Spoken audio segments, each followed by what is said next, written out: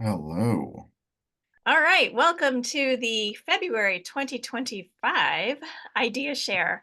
My name is Beth from Key Ministry, and this is just an opportunity for ministry leaders to catch up with one another, be encouraged by one another, ask questions, brainstorm. Um, let's hear what's going on in your neck of the woods. I know I'm looking at my screen and I know several of us are up to our eyeballs in Night to Shine right now because that's happening this Friday. So behind me is the seating chart for ours. Um, so yes, I know a lot of us are very involved with that right now. So kudos to you for joining the Zoom today. All right, who would like to kick us off?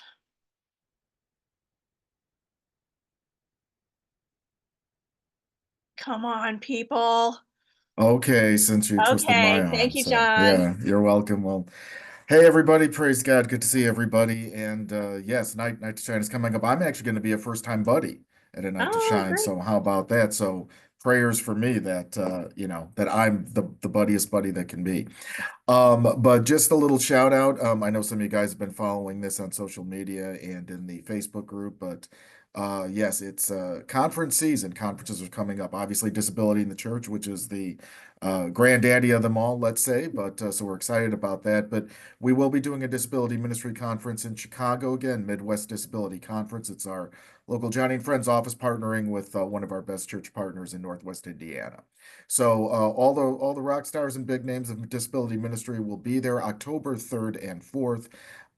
If you saw that save the date graphic, please feel free to share that around. We don't have our registration platform up yet. That'll be coming later in the spring, so you can see the whole schedule and all of the details there. But if you have any questions in the meantime, please feel free to reach out to me. And I will encourage you also too. Again, if you're from around the country and you want to come to an event like this, remember we do want to encourage you in terms of your church or ministry, or whatever kind of group you have. We're going to have group rates. We're going to have discounts for all of that. And a couple of the programs during the conference will actually be free and open to the public as well. So especially if you're in the Chicago Midwest area and you want to drive and maybe you can't make the whole thing, you might want to consider coming for some of those free sections of that as well. So.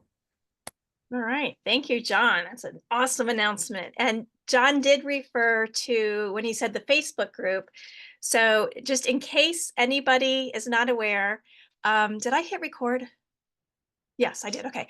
In case anybody is not aware, the group he's referring to is what we call the SNAD Forum or the SNAD Leaders Forum, and that stands for Special Needs and Disability Ministry Leaders Forum. There's over 3,000 ministry leaders in it. And if you're not already in it, I highly encourage you to join. There's just 3 questions that you have to answer when you join. But it's just a great way to network with people. And, if you have a quick question, throw it out there and people will jump in and answer it. All right. Thanks, John. Who else would like to share? Julie. Julie's traveling solo today. I am. Yeah, Tom is running errands and well, I don't know that he's left the house yet, but he's going to be running errands. So we're doing the divide and conquer thing today. But I just wanted, since John started us off with conferences, I just wanted to mention that we have the wonderful opportunity to go speak at a church in Dunkirk, Maryland, if anybody's near there. And it is I think a small to medium-sized church, and they have been interested in we've been talking with them for a couple of years now. The pastor's wife and the pastor have a son with autism, and so when you've got leadership on board, there's a whole lot more that happens. And so we're just going to go and do a little kind of a inspire before you train kind of thing, and then we will do some training. And so the inspire part will happen next weekend actually, and then and then Masterpiece Alliance is doing, okay, now I get these two confused, okay? The church and disability, not disability and the church. I'm like, Scott, you're confusing me. But it is going to be a really cool day. It's an all-day workshop. And Ryan Wolf is actually the keynote speaker. So we're all looking forward to hanging out with Ryan, as we always are. And so anyway, we get the opportunity, Tom, Amy, and I, to talk about how parents are affected and how the church can help the family. So it's more of an emphasis on the family. And then Scott just loves our Amy. Some of you know our Amy. She has something called charge syndrome, and God has done an amazing, amazing thing with this young woman. She's turning 30 this year. Can't believe it. But Scott adores her. So he said, yeah, you need to do one talk. Oh, there's Amy's book. Thanks, Beth. She wrote a book called Heart Recharge.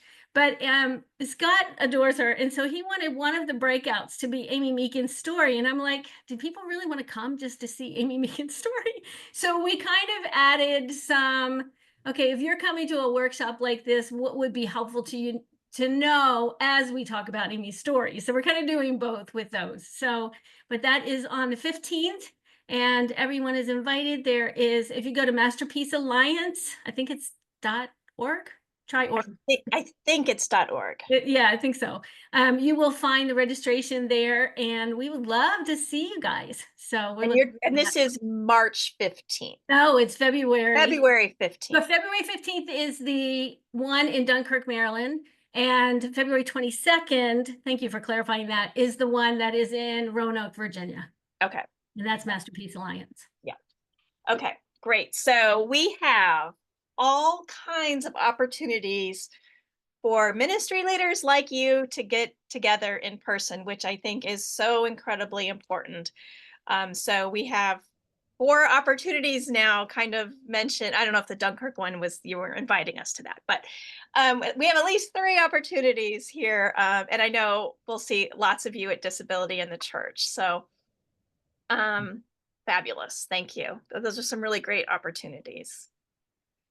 What's the inspiration piece going to look like, Julie? I'm not sure what you mean by that. Oh, sorry. For the church in Dunkirk, you're doing gotcha. inspiring before the training. Yes. So they've got this little thing that they started a couple of years ago under some encouragement from Tom and I, and that is a story time, because their son loves to have stories read to him. So they decided to open the community up for this story time thing that they've been doing. So they've had families coming from the community for a couple of years now. And so they're going to start the day off with that story time. And then they wanted Tom and Amy and I to talk about how do you welcome people into the church? And when they come, what do you do with them? So if you are a greeter, what kinds of things can you do to make them feel welcome in your church? And then as a church body, once somebody has been welcomed, is there somebody that they can take that family to take it to the next step of what they would do on a Sunday morning? So that's one example. And then just really the mindset piece of, this is really something the church should be doing in a kind and inspiring kind of way, not a feel guilty because you're not doing it kind of way. Right. So yeah. So that's kind of the whole concept of just helping people understand the blessings that are involved, and that it really isn't an option if you study God's word and if you want to be like Jesus. So that kind of thing. Great. Thank you. We can't wait to hear about it. It's going to be fun. Yeah. Wonderful. All right. Who's next? Al, I was just going to call on you, even if you hadn't raised your hand. Yeah, I got to be in France for a week from the 17th to the 24th. And I got to be in 2 different churches, one in Normandy. It's started by a Word of Life missionary. And his mother-in-law actually had a vision of a room full of special needs people. So that's kind of what's moving this thing forward with that church. It's a young church plant, and it was good. I got to share there and just have some time talking over how to move forward and things like that. So it's exciting for a church in France that's not really doing too much yet to start doing something disability-wise. And then I went down to Bordeaux, the wine city, and there's a Christian Missionary Alliance couple that have this vision for a sensory gym. So they actually started a sensory gym. They had their first session the Wednesday I was there. They had 40 kids plus a lot of parents that they weren't expecting at all, that many people. They're going on furlough for a year, but when they come back, they're going to go full force into this sensory gym. And there's so much potential there. not just in Bordeaux, but other places. But they're the first ones I know doing this mission field wise. So it was really exciting to encourage them. And since that trip, I've had a couple of contacts sent to me for other people in France doing stuff. So there's some good things happening in France. And Jenna Schmidt, she's on here, I know. I have some contacts in Uganda for you as well. I've run into recently. So I know you got a trip going there. So internationally wise, there's some cool things happening. God's moving. Very cool. Thank you. And you got a thumbs up from Jenna on that one. Yeah, we're excited to have you at Disability in the Church, giving us kind of, more updates and reports on the work you've been doing in France over the last couple of years. So very cool. Thank you, Al. All right. Who else would like to share? I'll go ahead and share if All that's right. okay. Thank you. I'm new. This is my first time. I'm Naisha Nicholas. I'm a parent of a child with a disability and also volunteer at our church. We have a special needs ministry that over the past few years have made efforts to become more inclusive. So I think we're just at that impasse where it's like, and I'm making an assumption, I don't know for sure, but from a parent's perspective, the church has feel like they have done enough. Kind of reached that, well, we're doing this. We, before it was just separated. Now we've added buddies. I think we've done enough. Whereas, from a parent and volunteer's perspective, I do still see making efforts to make progress, to make things a little more meaningful, even with the buddies. And so the coordinator of the special needs ministry, I think she's somewhat stretched thin, just with resources, the hours that they allot her to grow the ministry. So I'm just here to gain wisdom, knowledge, anything that I can potentially take back to her and our church, so we can keep moving forward in the right direction and not necessarily plateau. Yeah, thank you. Well, first of all, welcome. We're very glad you're here. And this is a great group to connect with. Does anybody have any thoughts that you'd like to share with Nisha?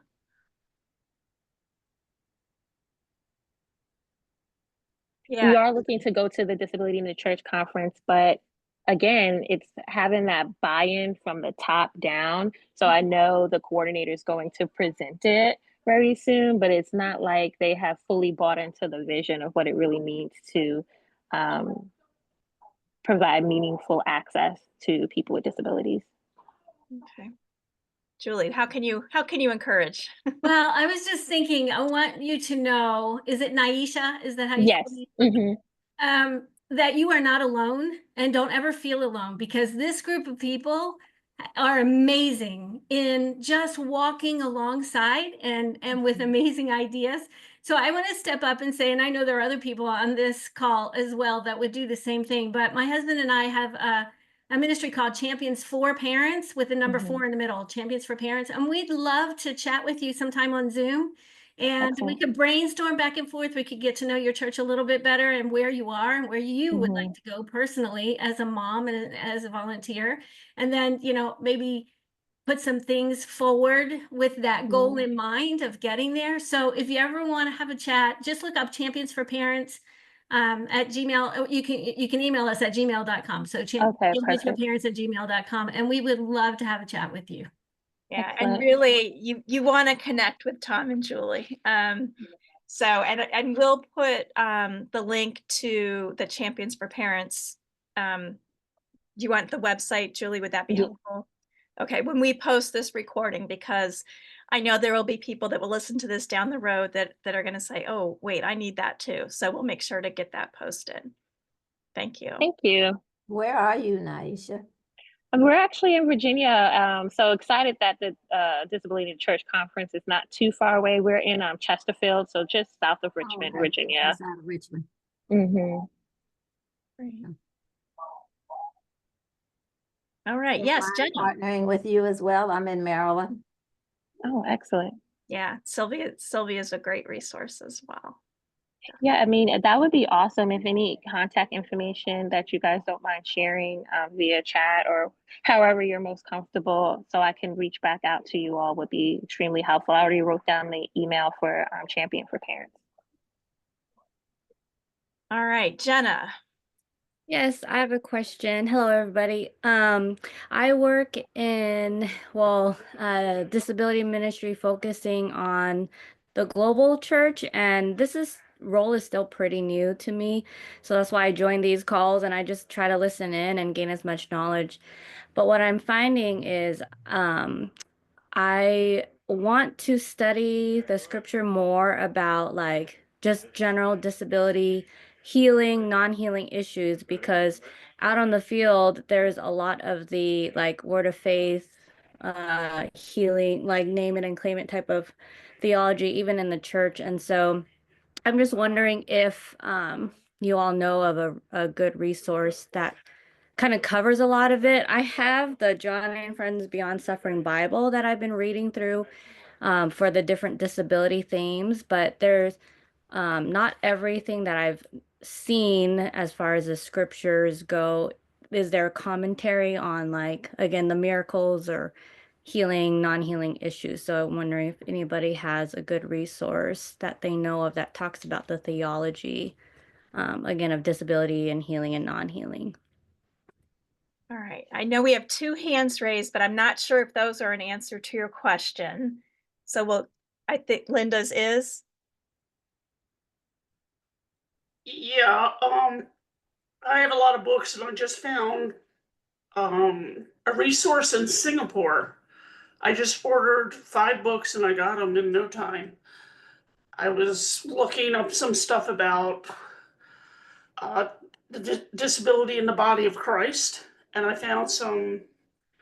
I just was flabbergasted. I was like, this is in Singapore. I know there's a lot of autistic kids in Singapore, but I can put my email in and you can email me because I have a lot of books. And some of them are good and some of them aren't. You have to be really discerning. So Okay, Great, good. thank Thank you, you. Linda. Linda, I'll let you and Jenna exchange emails in the chat. I won't post those, but I'll let you exchange those in the chat. Thank you for that resource. Thank you. I know Lila has her hand up. So I'm going to call on Lila, and then if anybody wants to come back to Jenna's question, we'll do that. Hi, actually, Lila is my daughter. Oh, okay, sorry. No problem.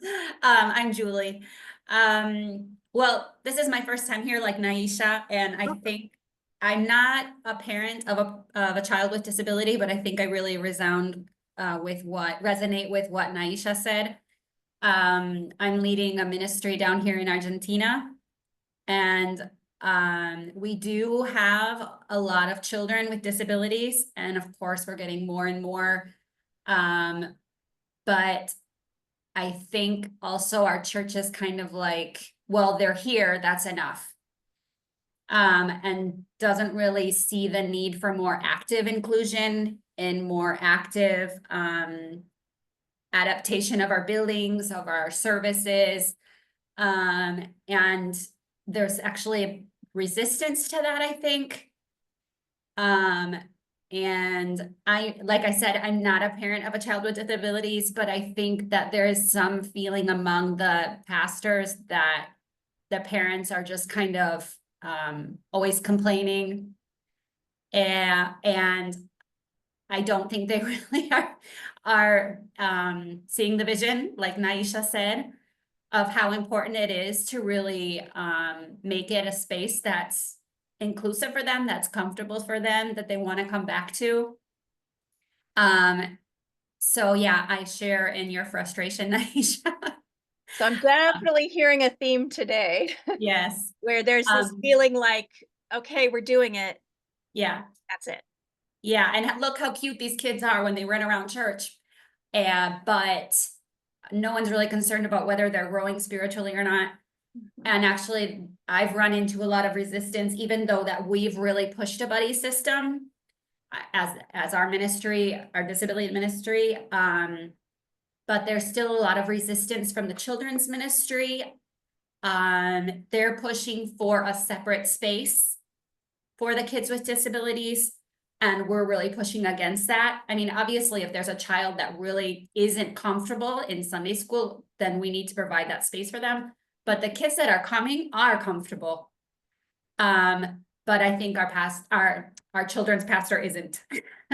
And so we're getting a lot of pushback with that, even though the teachers and the kids seem really fine with it and the families seem really fine with it. I think that our leadership is kind of pushing against that and want to provide a separate space without taking individual needs and desires into account. So it's a bit of a battle down here. Yeah, I'm going to call on Ryan Falk because I think he has something to share with us on this topic. Yeah, Lila, I feel like so many church leaders will kick people with disabilities into a totally different category.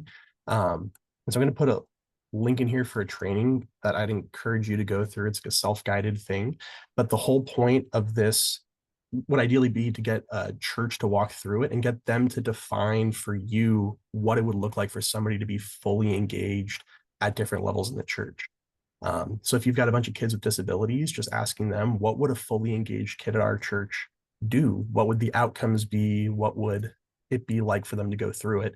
And once you come up with that kind of profile of what they're aiming for and what that kind of ideal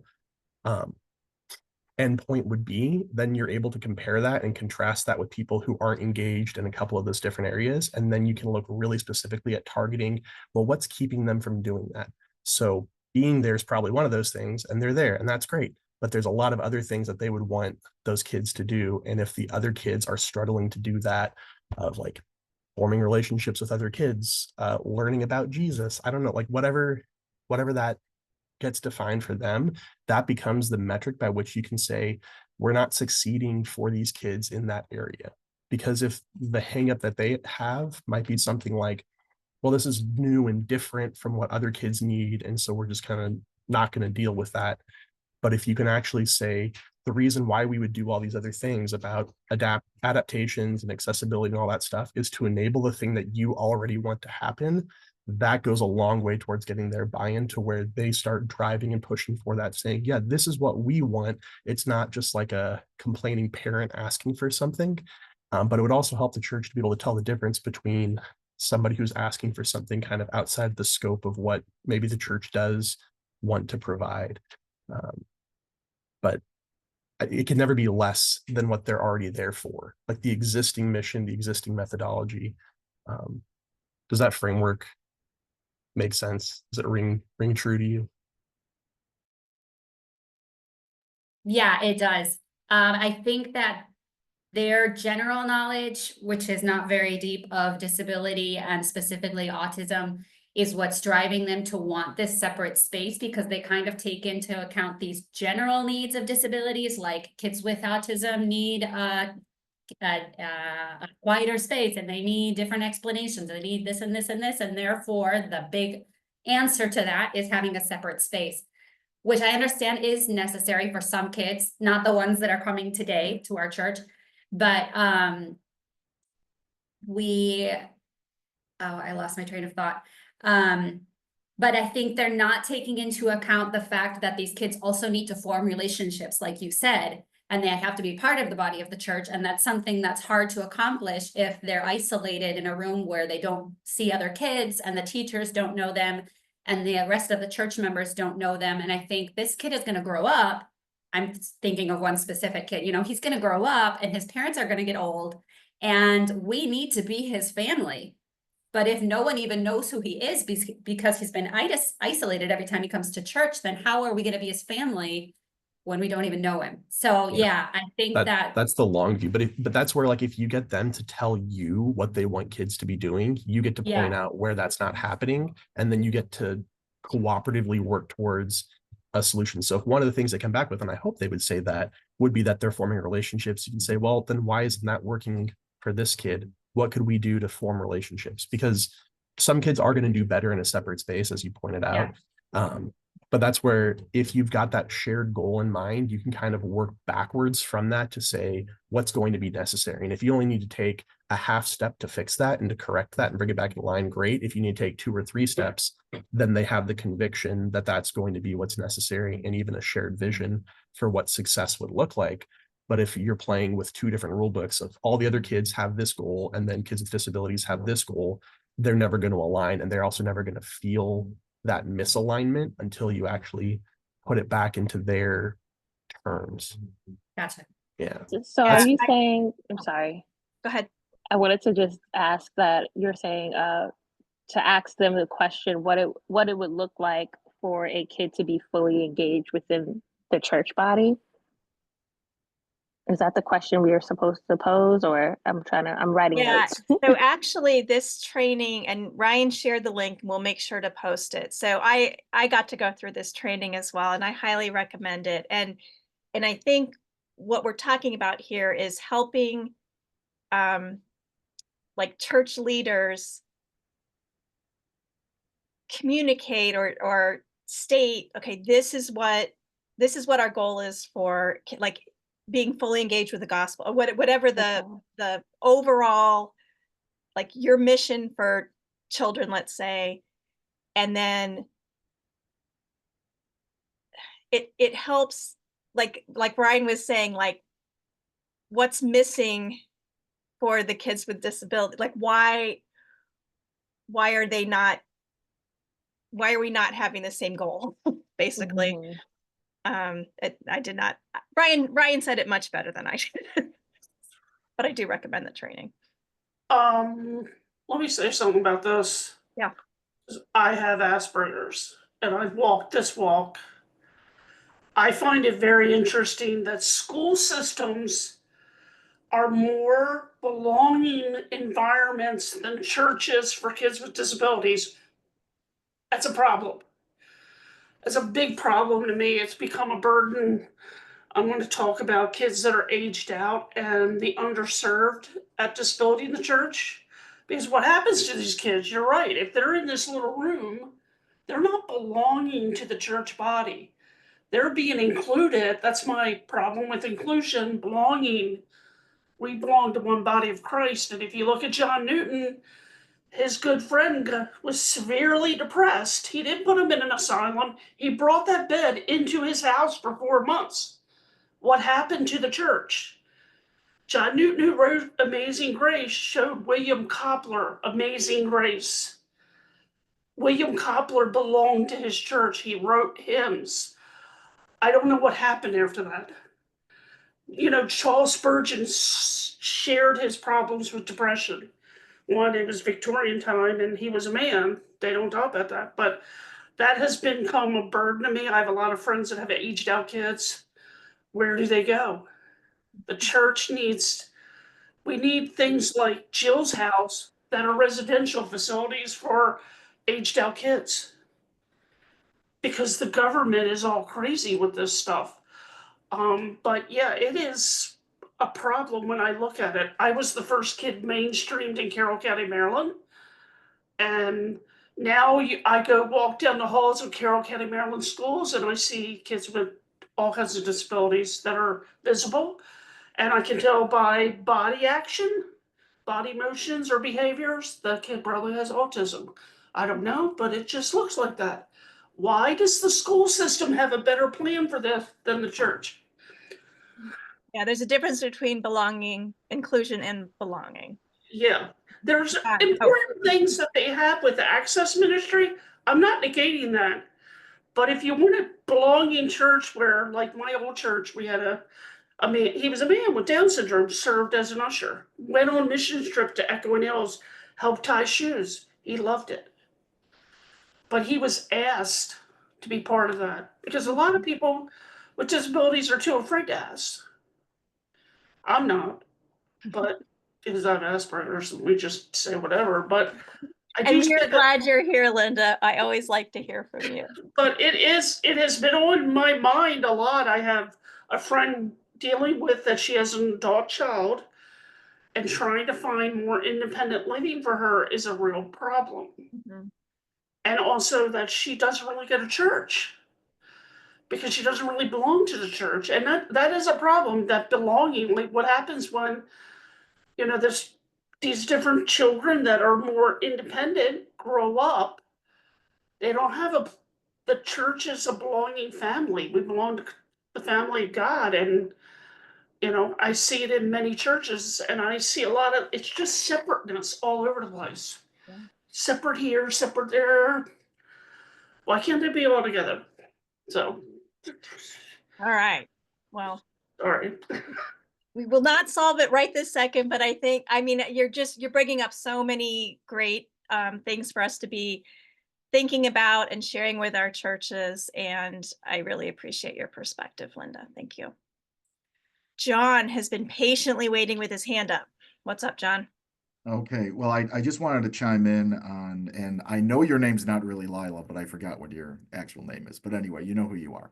But I just wanted to piggyback on what you were saying because it really struck me from a heart perspective in terms of, thinking about how disability ministry can mean something not just for the present day, but also long term. And I do agree with everything Ryan shared as a Johnny and Friends employee. I have to, so no problem there. But just from that long, kind of that long game perspective, whenever I do a church training or an awareness talk or whatever, I speak to a group of pastors or, whoever, they put in front of me, I always begin by showing a picture of my family and talking about my son who has a disability. He's autistic, a lot of you folks know him. He's 17, he's nonverbal, etc. And what I normally share with them is, hey, listen, my son is involved in a lot of things. He does a lot of things in school, outside of school, therapy, sports, Special Olympics, you name it. Oh, by the way, let me say something else about him. He doesn't have any friends, which at that point I kind of shrug and say, why do we care about that? Why am I telling you that? And the whole point here is because, again, we want them to really see this big vision of disability ministry as being a way to really embrace families like ours in ways that maybe they've never considered before. And yes, there are practical things that have to be put in, and they have to answer the questions about what is next Sunday going to look like, and what are the next however many Sundays going to look like. But then what does that mean going beyond Sunday? What does that mean eventually going beyond whatever that disability environment is, or even beyond the walls of the church, as I tell them? This is about building community. And in the same way, you would think about visiting someone who's maybe in hospice care or elderly, or who just is can't get out of the house. In the same way, you would embrace those folks. People like my son, who, by the way, is also an only child and isn't really going to have a lot of extended family or siblings around when he does get to be that age. The church absolutely has to be that community. So in a bigger picture sense, that is kind of the tone we want to be communicating these ideas with. So, yes, absolutely address the now, right? But again, as I have also seen when I have these conversations with a lot of church leaders, they are already kind of programmed to think of disability ministry as an extension of kids ministry, right? I see that all the time. I have those conversations. How can we help these kids? Well, who exactly are we helping? You might have kids, but do you have any adults? Or, oh, by the way, do you think these kids will grow up someday? So it's also, planting that seed in them too, to understand that this is the way we really want to embrace this, for now, and also looking at the future. Thank you, John. Lots of stuff to think about today. I'm going to call on Jackie, and then I'm going to go back to the chat. Hello. So my name's Jackie, and I am actually a 17-year-old.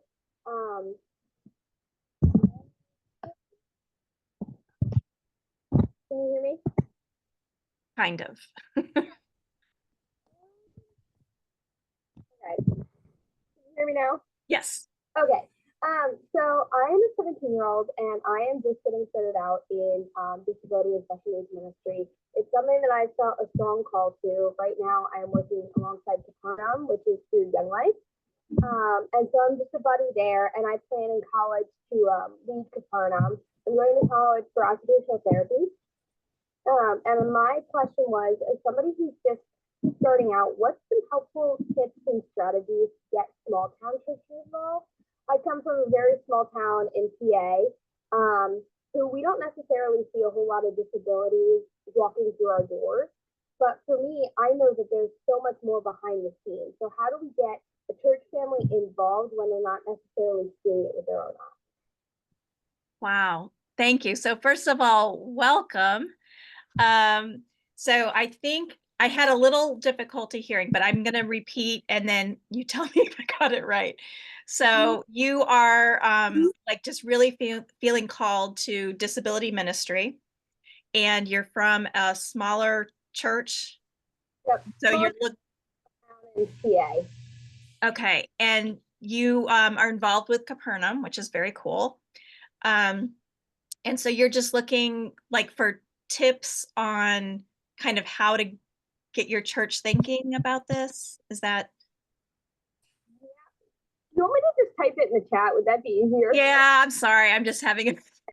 You type it in the chat. I'm going to go back and review what's in the chat. Thank you, old ears. Okay. So I just want to go back to the chat for a second. So Ryan Falk from Johnny and Friends did share some resources. So I think this was going back probably to Jenna's question.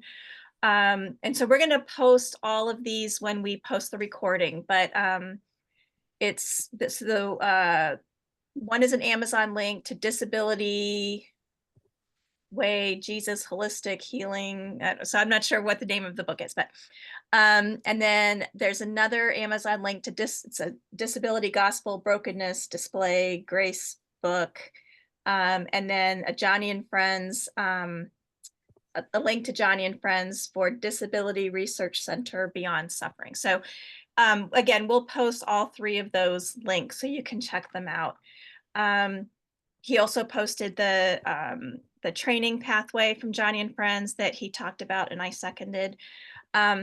There's also a thought from Andrea in the chat. I think what we have to make sure we're doing, even if someone is in a separate class, is to make sure we are finding ways that they are plugged into the church.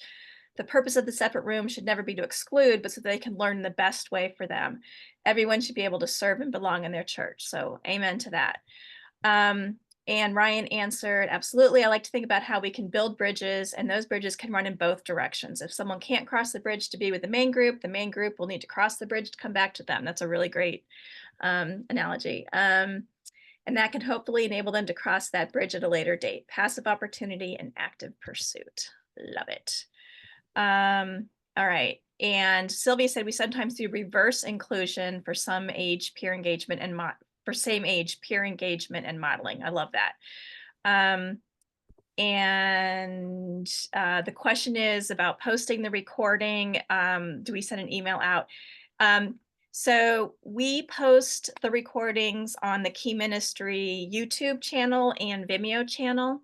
And so if you go to keyministry.org and just scroll down to the bottom, you can click on the Vimeo or the YouTube links, and we have a whole like playlist or whatever you call it for each of the things. All right, here we go. Oh wait, this is another question. Jackie's still typing, so we're gonna go to Greer.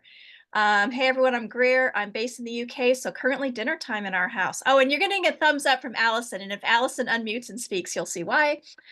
Thought I would type a message. Okay, the kids are loud eaters.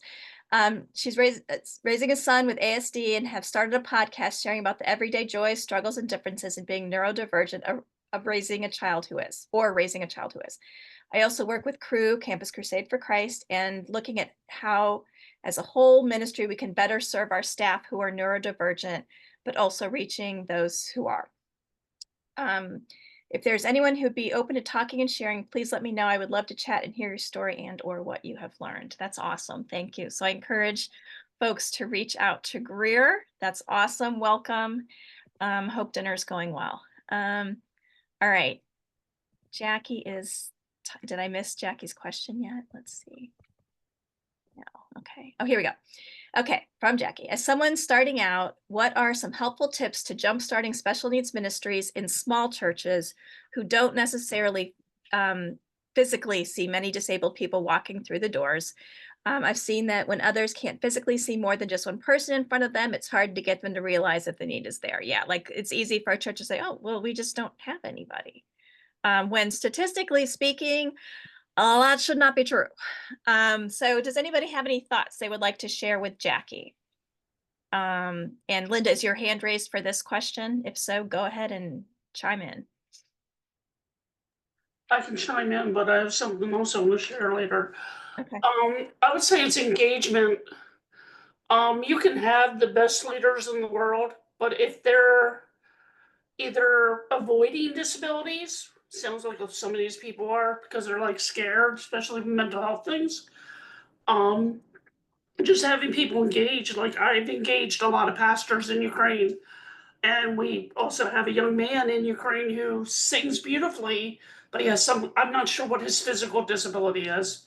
I mean, I don't speak Ukrainian, we hang out, but I think it's engagement with people. I mean, people see me, they can't believe that I have bipolar or Asperger's. I've been to hospital 7 times.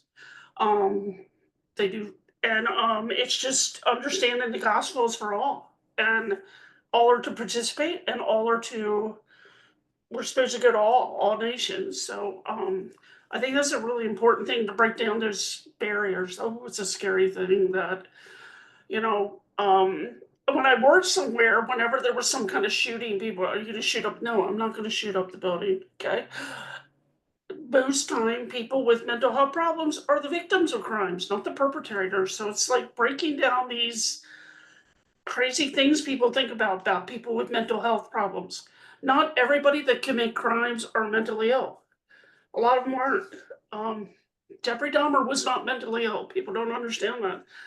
So it's breaking down those barriers about mental health issues and other things. Autism can be scary because some kids can be very aggressive. I know I can tend to that. And if I get into an area where I think I'm gonna have confrontation, I rather just walk away. I'm not saying that always happens, but I try to, but I'm an adult where some kids aren't able to contain that stuff and understanding how to work with those kids. So I think it's important engagement of somebody, trying to find welcoming them. If you have a friend with some kind of disability, bring them to church. Right. Thank you. And I know, let's see, Andrea has her hand raised. I was just going to encourage you, Jackie. You're new, so you haven't heard my story, but when I started this 12 years ago, we had one lady at our church. And I think it's being willing to step in and spend time with that one person and give them your all. And God's going to bring the people after that. That's what's happened here. We have many, many, many more than one person now. And I mean, obviously you need to speak with staff and try to get them on board, but being willing to, if this person can't be in a typical adult life group, being willing to have a life group for them, helping them find ways to serve, and the rest will come. And that's kind of what we've done here where I serve. And I'd be happy to talk to you more later if you want to reach out. You've got some great resources here, Jackie. Did Amanda, did go ahead. Jackie say that she was involved with Young Life Capernaum? Yes. Jackie, take some friends to church. Take them with you. Introduce them. You be their friend, and you be the friend on both sides. You might get talked about behind your back, but it will be good for the folks that are there. 25 years ago, that's what we did, and now the church has staff to work with folks. Now, I have left that church and gone with another church that over 17 years has gone from one person, one family to a bunch of families. But hey, take some friends and just be their friend while you're there, and watch out. Some things are liable to happen. It will be wonderful for you. It will be wonderful for them. It'll be a challenge for the church. This past Sunday, one of our leaders invited us to come to worship at their small Methodist church. And not only did we pack a pew, we packed 4 pews. Wow. And it was wonderful on all sides. They were expecting us. They had said they wanted to be involved. We've done some things there before, but we've never had a crowd like that in a little church of probably 300. Take some of your friends, go to church with them. I Pick 'em love up. it. I love Send 'em it. to- Skeeter, that's great info. And those of you who are not familiar with David's Table, please check that out. So that's Skeeter with David's Table. I'm going to read from the chat and then I'm going to call on Julie. Amanda shares, maybe finding a small group of volunteers that are passionate about people that need extra support to start off as buddies and help in those areas in typical classes, and possibly setting up a sensory break area for all kids that may need it. Another way could be to propose to life groups or small group Bible studies in your church to take next steps to serve in that capacity. So thank you for sharing that. And Julie. All right, I've got a bunch of ideas. One of the things we started with like 7 or 8 years ago when the ministry started, we had one child who at the time was 7 and had very obvious autism. And I'm not going to say he was the only kid in our church, because I'm sure there were tons that we didn't have identified because we weren't working as a ministry yet. But this kid, I mean, he's one of those really obvious autistic stereotypical cases. And so we started this ministry, and one of the first things we did that his mom did was invite his classmates. He was going to a special school, well, not his classmates, but their parents, their moms, to once a month Saturday gatherings. And so the moms would meet in one room at church, and they would hear, I mean, I don't think any of them were Christians, but they would hear a short message, but most of it was about them. You know, we would give them a spa day, or we would do their makeup, or we would play games or whatever in one room. And then we had volunteers taking care of their kids in another room. So that got us really, it helped to hear those moms and hear about their experiences. And it also gave us experience working with their kids. And that was 8 years ago. And maybe one of those families has joined our church, and we've invited them to other activities and they don't always come. And the pandemic really kind of made continuing that activity difficult. You know, we don't have the same amount of volunteers as we did before the pandemic. But I think that was, you know, we want to start doing it again, because we think that's a major gateway to reach out to those families that aren't interested in going to other church activities, but they're really interested in finding a space where they can just talk about their issues and feel heard by other people who are having the same issues. So that's definitely something we want to focus on this year, but getting more volunteers on board, trying to get other areas, other ministries like the women's ministry and the youth ministry involved, so that we can start that up again. So that's one. Another one is maybe it's hard to get people to come to church, but you can go to them. You know, maybe find other organizations in the area and then in your town that work with disabilities, and see if you can find a way to volunteer there or to invite them.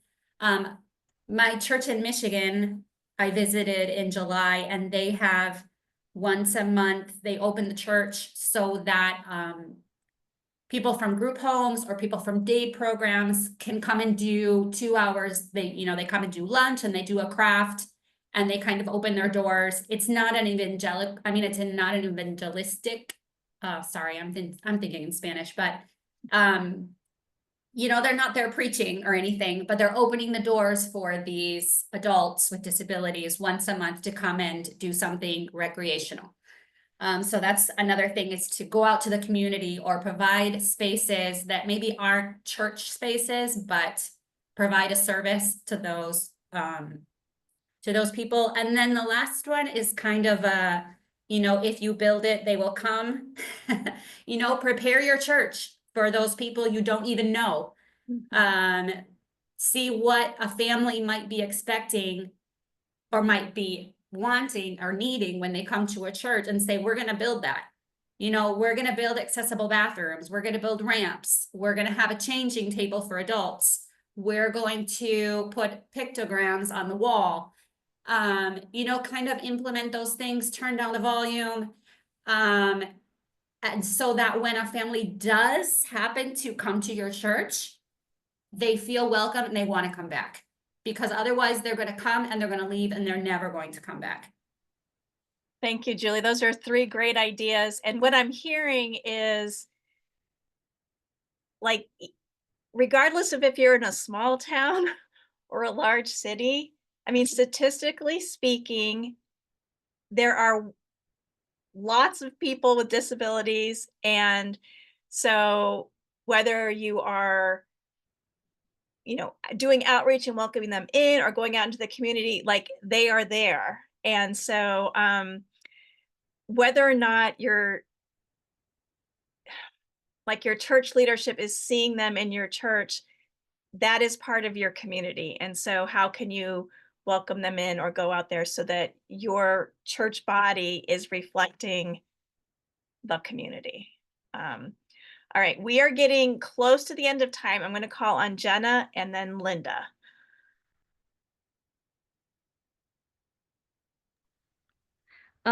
Yes, thanks, Beth. My comment is similar to what you were just saying, but this is actually what I'm doing internationally, is really just casting the vision first for disability ministry, because it's the same thing abroad. And really what Beth was saying is here too, is that people just don't make churches accessible or think of it because they don't see people that have the need.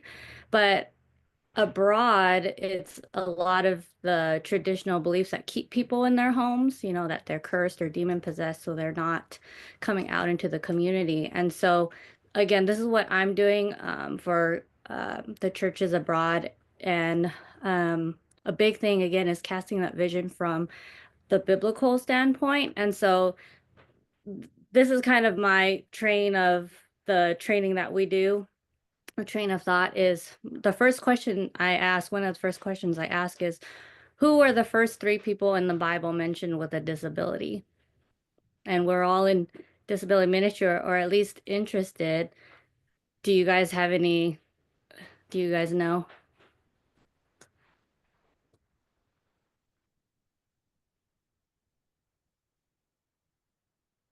Who's going to Any be thoughts? I know.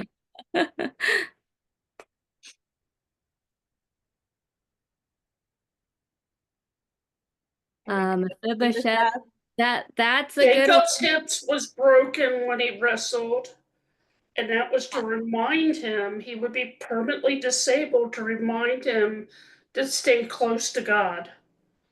Right. Yeah. Because he had such a wretched life before, and then his hip was damaged in the wrestling, and that was permanently left that way to remind him. I think that's the first one. So yeah, Jacob is one. Mephibosheth is not in the first 3, but he is one in the Old Testament. So you said Jacob, Moses, yep, Moses and his speech. And then there's, and then there's one more before those 2. I'll give you a hint. It's the vision. No? Think before Jacob. Abraham? Close. Yeah, his dad. So yeah, Isaac. So Isaac in his old age, right? Well, he lost his vision, so he couldn't see the difference between Jacob and Esau. And so I reviewed, who are those 3? Isaac, Jacob, and Moses. I'm like, who are they? It's like pretty big people in Israel's history. And so when they realize this, and then we review, fathers of the faith. So then I look at the First Corinthians and the body of Christ, what Beth was saying. And we all know what it says. It says, no, much rather those members of the body which seem to be weaker are necessary. And those members of the body which we think to be less honorable, on those we bestow greater honor.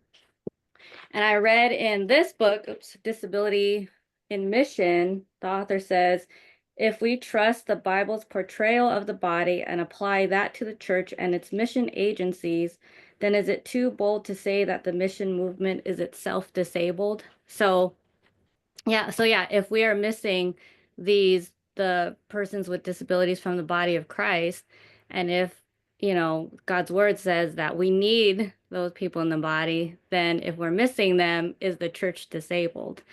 And so going to Johnny and Friends, they're, the Luke 14:21, and that's what I use too, is we go out, we're commanded to go out quickly into the streets and lanes of the city and bring in those that are blind, lame, maimed, and poor, to not wait for them to come, but to actually go out into the community and bring them in.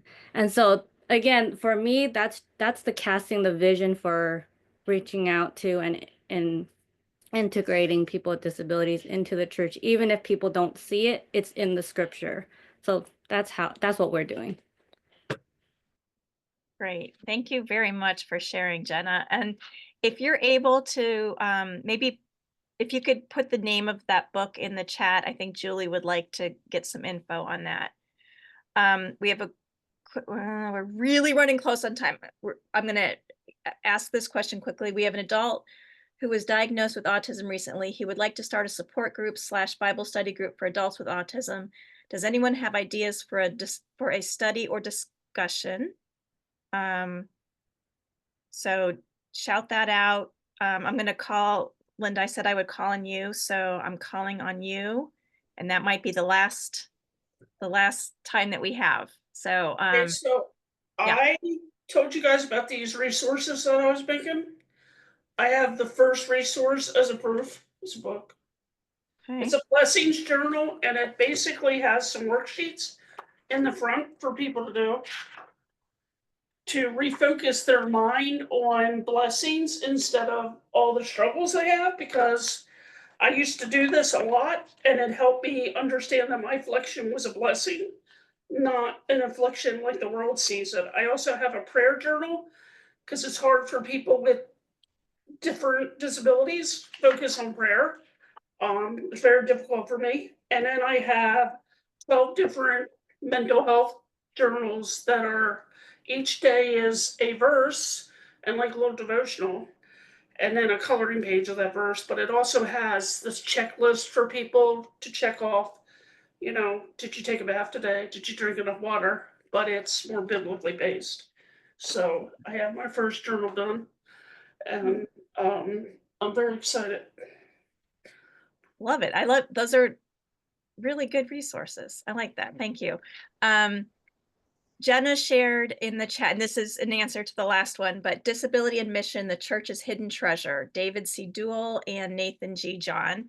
I'm going to go back to Amy's book, but this would be a good one for, I think, for a Bible study or for a discussion, because there's little devotionals, but then you can kind of talk about them after each one.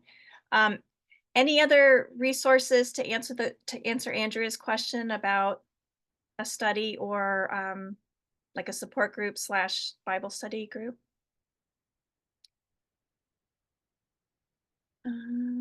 Okay, and then just real quick, Jenna did share, the quote was, if we trust the Bible's portrayal of the body and apply that to the church and its mission agencies, then is it too bold to say that the mission movement is itself disabled?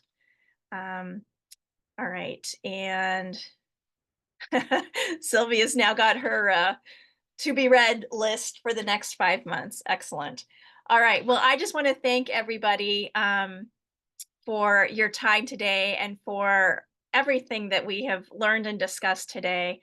And I encourage you to register for Disability in the Church conference so we can continue these discussions in person. Good luck to all of our Night to Shine churches out there. And we look forward to seeing you on the third Wednesday of each month for our virtual roundtable where we cover a specific topic. And then we'll see you back here again on the first Monday of March, where we will be back with our idea share. All right. Thanks, everybody.